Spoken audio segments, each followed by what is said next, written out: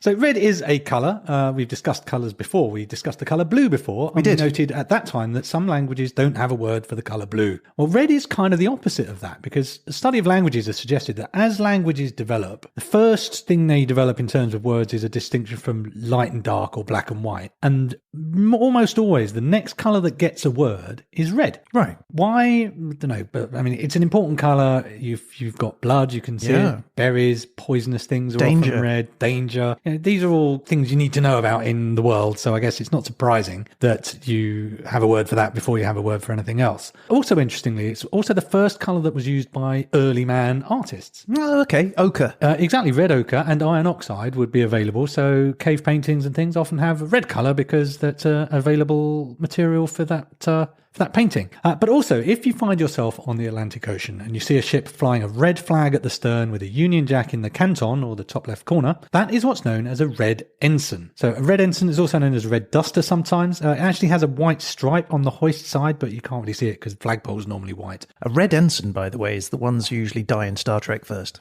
Yes, it very much is, isn't it? But if you see a red ensign with a Union Jack on it, that means it's a British ship. So it's registered in Britain, basically. As a side note, I got down a bit of a rabbit hole in terms of how ships do their things.